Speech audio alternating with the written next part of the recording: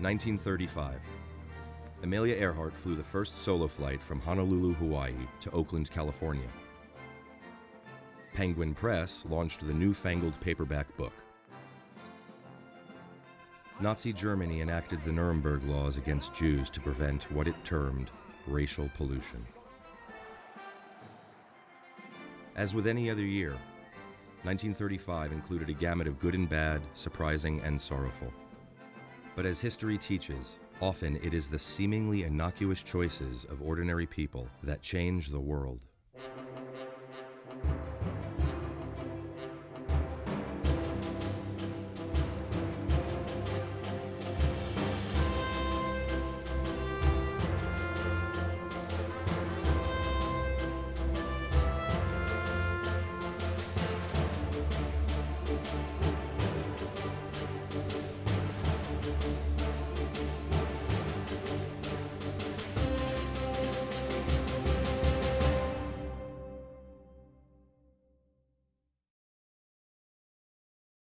I did early on offer myself to the Lord for a service. I wanted to serve Him.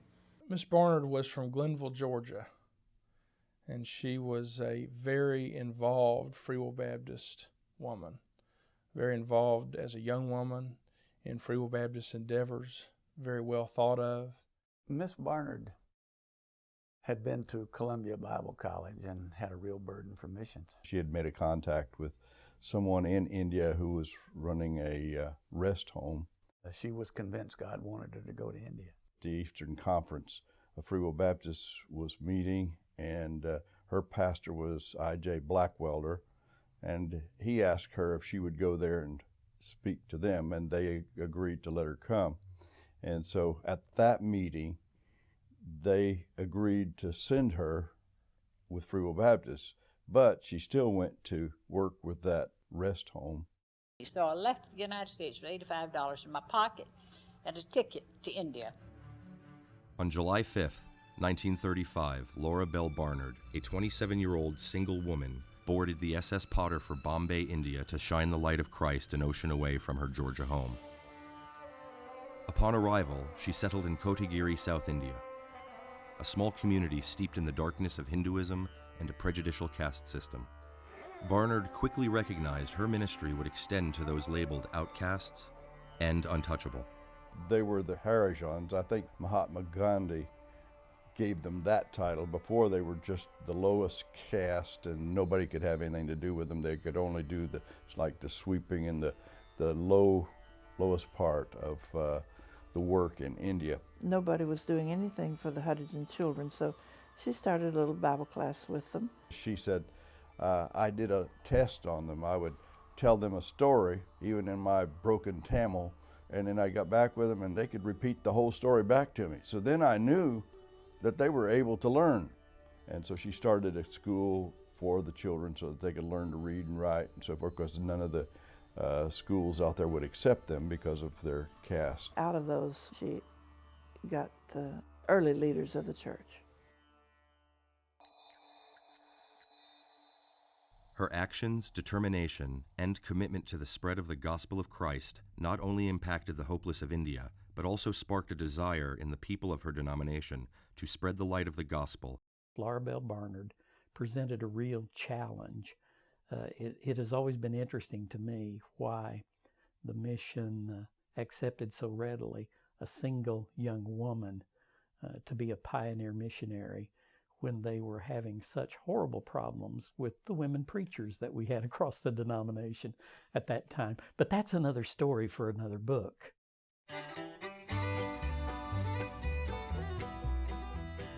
Missions interest and education was spreading throughout Free Will Baptist churches. These little Free Will Baptist churches would come alive for Free Will Baptist Foreign Missions and for God's heart for the nations. And they would begin to have missionaries come back again and again, and they would begin to support Free Will Baptist Foreign Missions with their funds. Key men and women challenged the denomination by echoing the call of Christ to shine His light.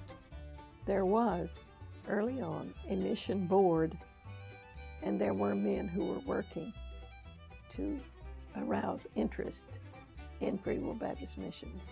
Tom and Mabel Willie were probably some of the most motivational people in creating an interest and motivation for mission in our denomination. He was cut from a different pattern.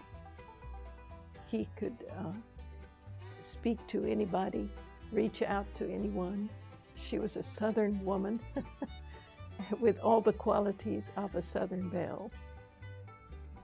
She was a beautiful woman, very strong character, very intelligent also, and very passionate about the Lord's Word.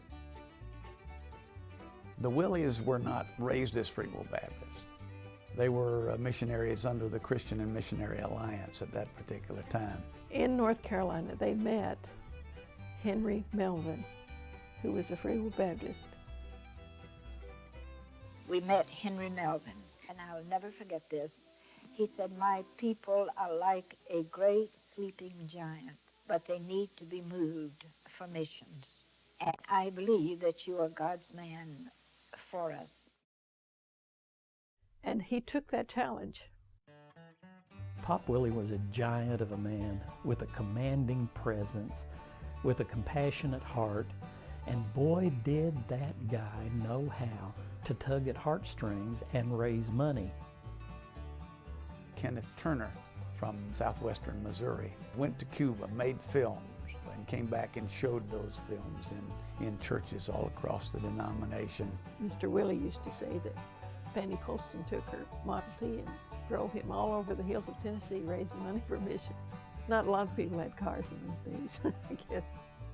Another couple that did a great deal for promoting the cause of missions in those early days, this would be in the late 30s, were H.M. and Lizzie McAdams. Both of them were ordained preachers, and they had done some work in the Barbados Islands. There was a time in our denomination when probably the most highly respected individuals in the denomination were the international, or at that time, the foreign missionary staff. We literally were welcome anywhere in any church, even those who did not believe it. Those men who worked and tried so hard to get our people to support and to have a passion for missions would probably be amazed at how large a group of missionaries we have now. I think we did pretty well. In the 1930s and 1940s, with the establishment of the Foreign Mission Department, I think we did remarkably well given the limitations that we face as a denomination in those early years.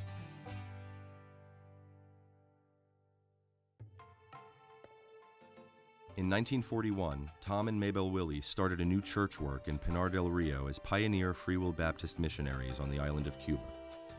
That same year, they built Cedars of Lebanon, a Bible institute, and organized the Cuban Association of Free Will Baptists. What they wanted to do was train teachers and preachers to carry on the work, and if they had not done that, then we probably would not have a place in Cuba today.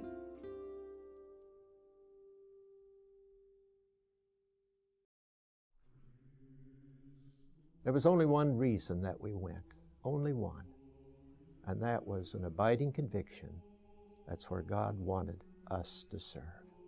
Those early pioneers went out with the determination they were going to do the work, and they were going to stick it out till they had completed the task that God had for them. They had to be willing to endure hardship and have that strong sense of call, be bold and courageous and ready to take on things that others of us probably wouldn't be willing to do. Those who labored for the sake of the gospel faced the hardships associated with cultural differences and spiritual warfare. You are literally feeling the effects of the demonic dominion and the attempts that are being made to stifle you and to get you out of the battle. So we're dealing with animism. We're dealing with Islam, human sacrifice, ancestor worship. We were dealing with raw spiritual warfare. I don't think that there's any place in the world darker than India. I've been in many places in India where the darkness is dark enough to feel it, and except for the presence of the Lord in my life, it was though it would engulf me like a fire engulfs a building. And when you see darkness of this kind, you certainly come to depend totally on Christ the light.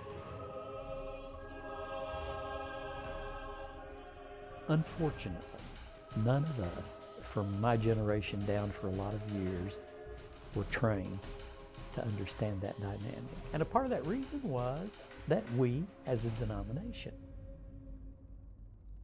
didn't talk about that. We talked about the devil, and we talked about him being defeated, but we didn't talk about the dark elements of the battle and how real it is and how people get hurt when they go to war, especially if they don't get their armor on.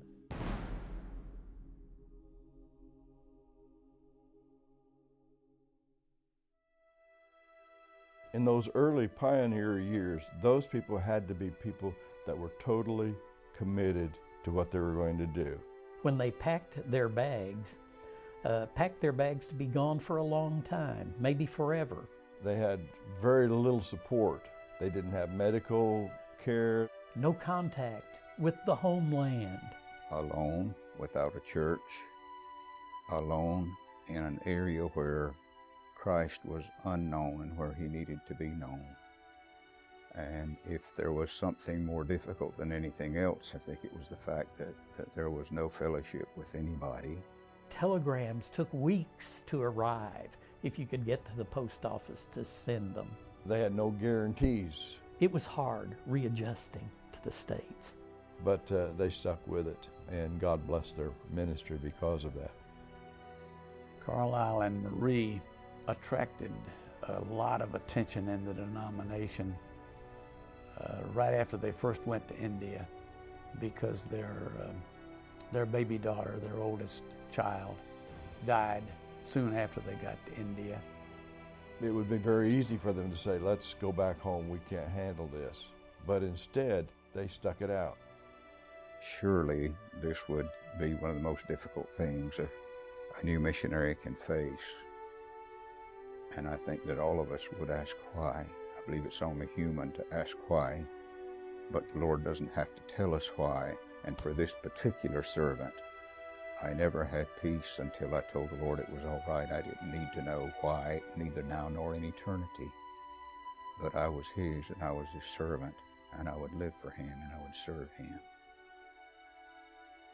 I think about the chronicles. They went into that area not knowing what they were going to get into. They had a lot of times when they were out in the village area, they would work, and threats of tigers attacking them and all of those things, and yet they stuck it out. They didn't say, well, we can't go out into the village anymore. They went, expecting God to protect them, and he did.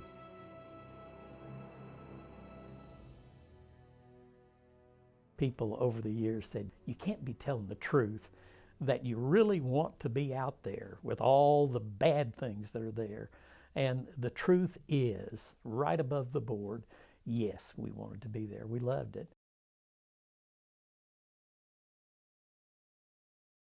The cause of education in the denomination and the cause of missions, they're like twins. They go together. You can't really have successful missions without successful education program in preparing missionaries and in challenging them and educating our people about the need.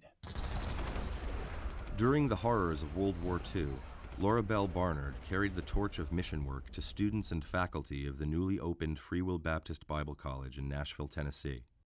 Miss Barnard was on the founding faculty of Free Will Baptist Bible College. She was a close friend of Dr. Johnson. Dr. Johnson was called to the presidency of Free Will Baptist Bible College to begin that work in the fall of 1942. So since she couldn't go back to the field, Dr. Johnson asked her to come to Nashville and be involved in the teaching ministry at the college. She was very intelligent woman, very, very well read, and she could outshine almost anyone when it came to speaking and speaking on the Bible. People love to hear her teach and love to hear her speak in chapel. Her desire and commitment to teach solidified missions education as a permanent component of the curriculum. She brought to that campus a hunger and a thirst to see the gospel taken to all people groups. I was privileged during my years at Bible College to have Laura Bell Barnard as a mission professor, and I learned a lot of things sitting in her classes. I remember her taking me aside and talking to me about missions and how she was going to be praying for me, and later on she showed me she still had my name in her prayer book. After she retired from the mission field in India, we invited her to come back on the faculty and teach missions at the Bible College, and she did for many years until her final retirement. There's no question that she was instrumental in presenting the challenge of missions to students at Free Will Baptist Bible College, and as a result of that, saw many of the young people who were students at the college answer the call to missions and ultimately go out as missionaries to various places.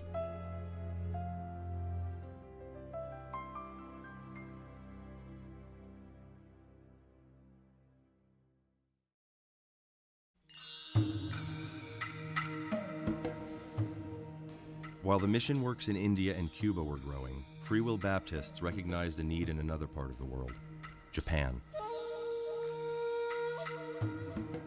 This country's history of Shintoism and Buddhism, coupled with the shattering effects of World War II, created a reluctant audience for the gospel message. In 1952, missionaries Wesley and Aileen Calvary ventured onto Japanese soil for the first time. Fred and Evelyn Hersey joined them, and they went to the northern island of Hokkaido, pioneering a Free Will Baptist ministry in an idol-ridden, war-torn land.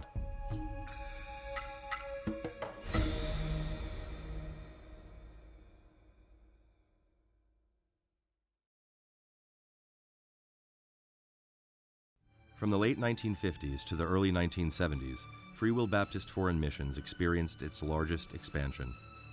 More and more people sensed the need to be a light to the world, a city set on a hill.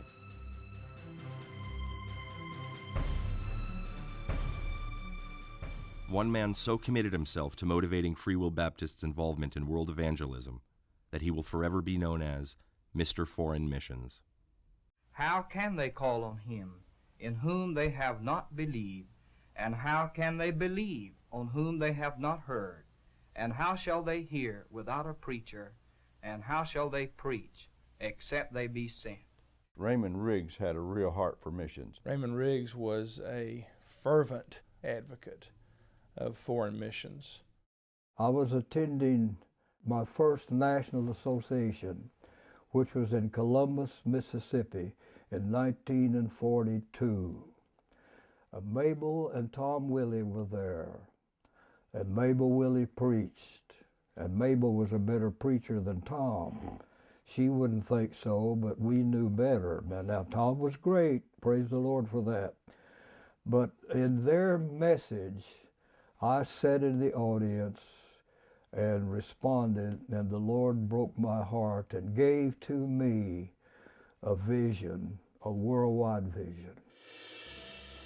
Raymond was the first person to come into the office and be employed full-time.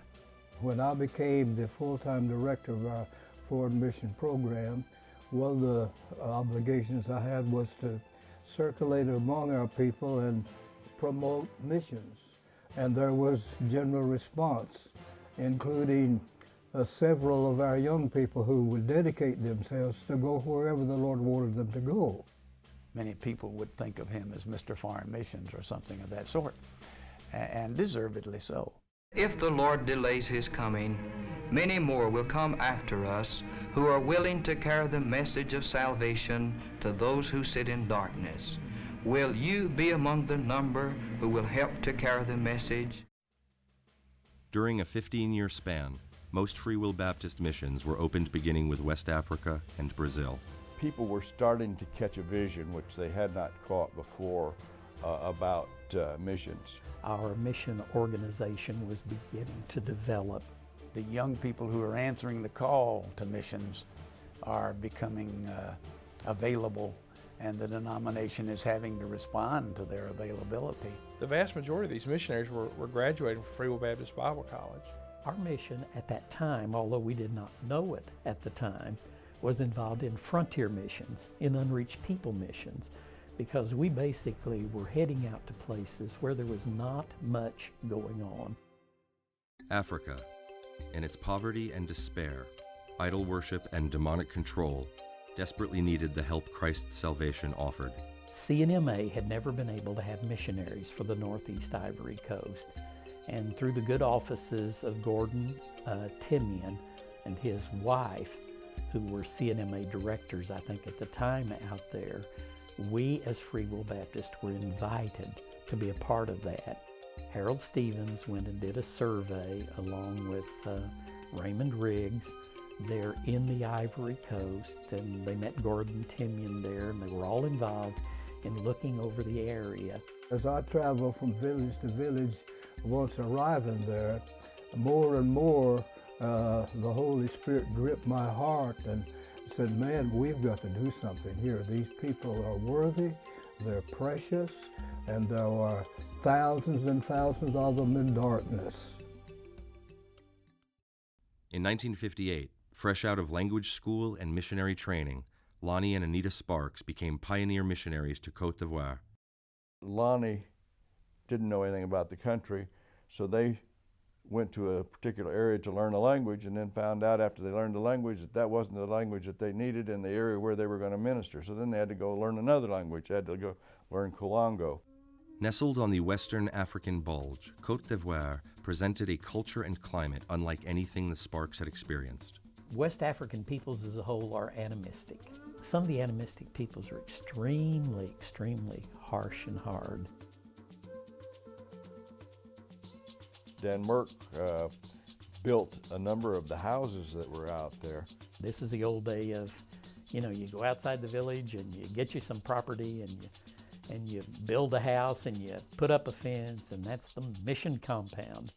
You knew that Dan had to have come from the north, because when he went out there, he built these houses, and he built them with steep roofs, and they never have snow or anything out there. All of those things were done all by hand, and Dan Merck did a tremendous job out in Ivory Coast. By 1962, the mission had expanded with new ministries and personnel. Dr. Laverne and Lorene Miley settled in Durapo, where they utilized the medical clinic being built by Dan Merck and others.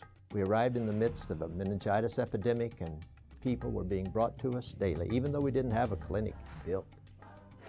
We had a little makeshift clinic. It was really a little house trailer sitting out under a tree.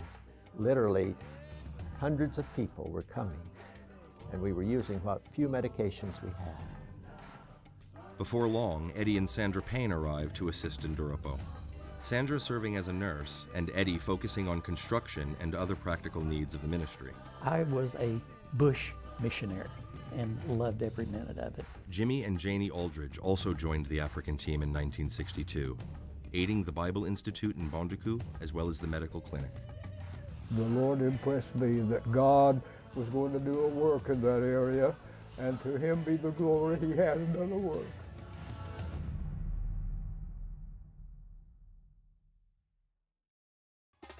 In 1958, Dave Franks set out to bring the gospel to the dark country of Brazil, a country held captive to the lies and demonic influence of Brazilian Spiritism.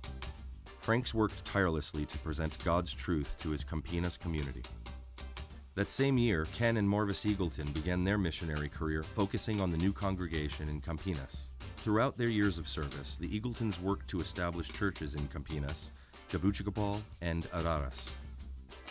Returning to Brazil from his first furlough, with Pat, his new bride in hand, Dave Franks took the steps in building a mission work. With a growing missionary force and the expansion from 2 to 5 fields, Free Will Baptist Foreign Missions was maturing and establishing itself. God was blessing and allowing this small denomination to carry his light into some of the darkest places around the world. However, in 1961, the darkness retaliated, and the doors of Cuba were closed. I went in 1957 when Castro was had just come down from the mountains with his army. And it seemed like a good thing. Pop Willie and the other evangelical missionaries in Cuba thought it was going to be a good thing. He was going to build new schools, he was going to build new roads, and one of the things he did was go into those places in Havana and throw out the gambling machines and all of that. They believed that Castro's regime was going to be a great thing for the ministry of evangelical churches in Cuba. But soon, they were expelled from the country. Mrs. Willie sort of blames Mr. Willie's suffering from cancer on the stress that he endured because he was allowed to go into the prisons with the men who were facing the firing squads and minister to them as best he could. Mrs. Willie also was allowed to minister to some of the women in the prison. Still, the work continued to expand. In Nashville, Heartbeat magazine was created to keep the churches in the U.S. informed about the Free Will Baptist ministries around the world. Jerry Ballard almost immediately instigated Heartbeat magazine, and Heartbeat magazine became the tool by which our Free Will Baptists learned about missions. And I can still remember those first issues that came out in my day, and it was a real challenge to me. Tom and Emma Ruth Willie set foot on Panamanian soil in 1962, retracing the steps of Tom's father. In 1936, the senior Willies settled there as missionaries, only to be booted out of the country the next year due to political upheaval. This time, the entrance into Panama found little government resistance and a more established missions agency to provide support and guidance. Tom Willie Jr. and his wife determined Canitas to be the ministry's focus, an area darkened by liturgical tradition and superstition, and extreme suffering due to hygiene and medical issues. Before long, the Willies offered medical, educational, and practical support to the locals, helping them live healthier, more productive lives. That same year, two couples joined to start a church work in Rivera, Uruguay. Ulters and Robinsons, who went down and started work right on the border of Uruguay and Brazil in the area of Rivera. As the first Uruguayan missionaries, they founded the Santa Teresa Church and a missionary movement that is still growing today. In 1964, Ella Ray Jones and Patsy Tyson packed their bags for Ecuador, where they settled as medical missionaries. After serving on the field of Côte d'Ivoire and overseeing numerous building projects, including the construction of the Durapo Clinic, Dan and Margaret Merck accepted their appointment to France in 1965, the first Free Will Baptist missionaries to Europe. The next year, they settled in Nantes and launched their first home Bible study. Just from reflection and observation, many of the current churches in the Brittany area of France right now were originally started when Dan Merck was there. He was quite an evangelist. In 1973, Doc and Norma Caton became the first career missionaries to Madrid, Spain. Within these short 15 years, Free Will Baptist Foreign Missions expanded into 8 countries and had a missionary force of over 90 men and women.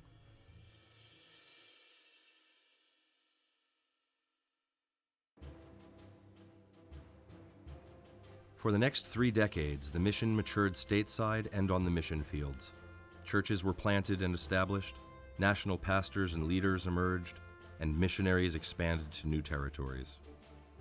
The epic time for numbers of missionaries would have been the late 70s and then the 80s, when the most numbers were on the field and the fruitful things were occurring. Bible institutes had emerged, preachers were being trained. A relationship was reestablished with Cuba in the mid-'80s. I think in spite of the oppression in Cuba, the Free Will Baptist people have continued to spread the gospel, and the churches have continued to grow, and there is a joy and a passion among them for continuing and for keeping up the seminary and for continuing to spread the gospel through the churches. In the 1990s, new strategies emerged, and missions education was broadened to reach our youth through teen and college-age programs. Man, what an opportunity to see the potential in the young people that were coming along then that had not had the challenge of my generation with the old giants who started the mission and the movement. We were able to start getting our students involved in understanding the big picture of what God was doing in the world and the unreached people that were out there that had no opportunity at all of hearing the gospel and understanding people groups, understanding world religions and what was going on in those world religions. When Ken and Marvis Eagleton came back from Brazil, he had a burden for helping the young people get involved, and he started the Teens Equipped and Active in Missions. That program started to go through some hard times because it was difficult for field missionaries to give up a month of their summer to prepare things and then get transportation and take them around. So we modified the program out of the mission office and asked the missionaries if you could have an energetic group of maybe a dozen young people come to be with you for 2 or 3 weeks. What would you like them to do? How could they serve you?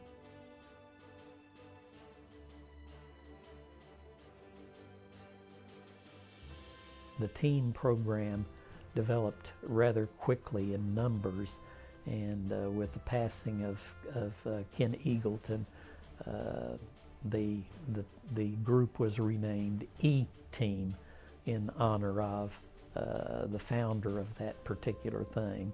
And it's a very viable program that's going on to this day, and many of the young people who are involved in that program end up being candidates at a later time. We've had a missionary come home, missionary family would come home and stay, and at Free Will Baptist Bible College in particular, we have a house over there we call the Laura Bell Barnard House, where the missionaries can live on campus and minister to the students while they're home. And it's also been started somewhat in Hillsdale. They teach classes while they're there, relate to the students, and challenge them. International Missions began researching how to gain access to restricted countries and those areas located in the 1040 window. This endeavor served as a further expansion of the Free Will Baptist mission movement. The agency branched out from traditional countries of mission work to pierce the spiritual darkness of some of the most hopeless nations, again going into areas with little or no evangelical witness. We were able to discover in the early 90s that these are not closed countries. They're creative access countries. They're restricted access countries. But there are ways if you have a vision for how God might use you. And this was when professionals in missions gained stature and gained ground in our denomination. It's when we started thinking about people with a title other than just missionary or pastor or preacher. Missionary as an English teacher, missionary as a professional in many fields. And out of that time frame and out of that movement was sparked a lot of interest in world evangelization in ways that we had not dreamed before. We started working with some of those, like in Russia, some of the Russian Baptists, and reaching out into those areas, reaching out with some other groups that we could partner with. And God has done some wonderful things through that.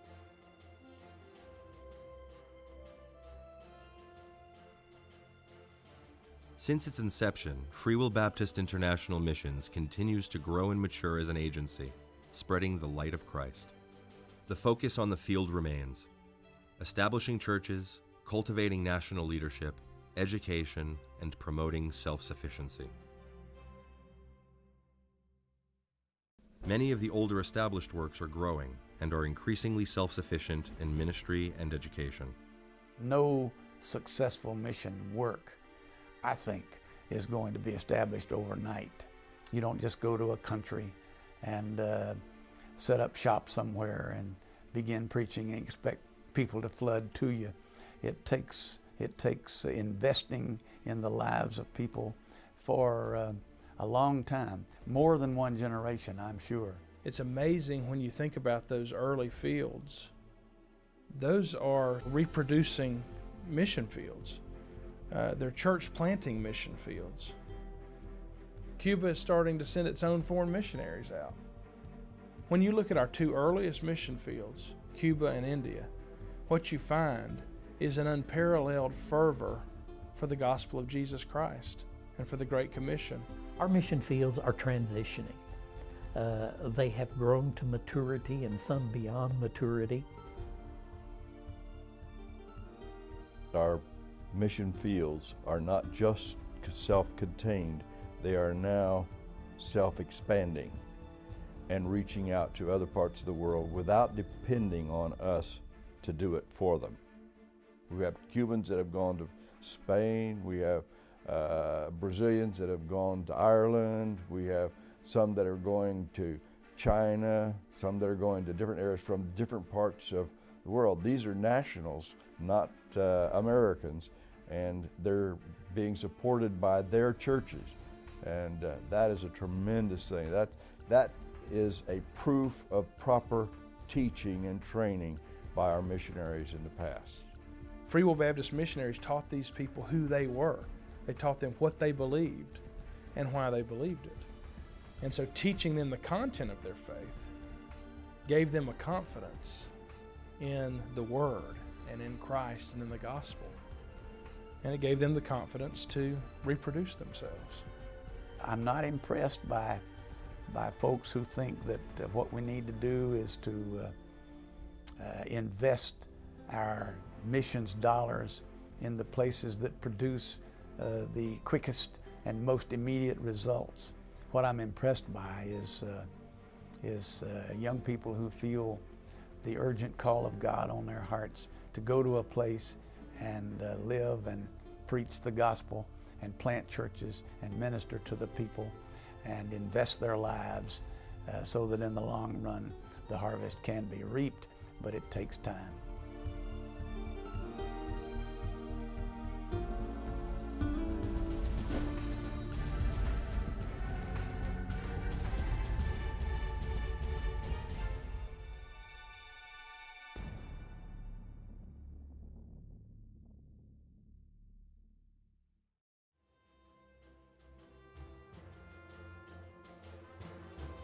Stateside, International Missions creates programs and utilizes media to keep Free Will Baptist churches and members informed and to encourage involvement in God's work around the world. In 2010, Free Will Baptist International Missions supports church planting missionaries in 10 countries. In Cuba and Russia, nationals working on behalf of international missions now manage the churches in those countries. Throughout 13 other countries, Free Will Baptists are ministering through the Creative Access Program and ELIC. Darkness is often associated with the unknown. Thus, when our pioneer missionaries marched into the darkness, into the unknown, they illuminated the path for our denomination to follow. Their works are still with us today, enduring torches, burning in honor of Christ, reminding us to go into all the world.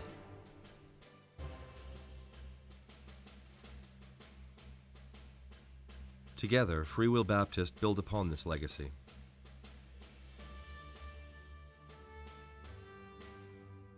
International Missions continues to open new mission fields and create new partnerships.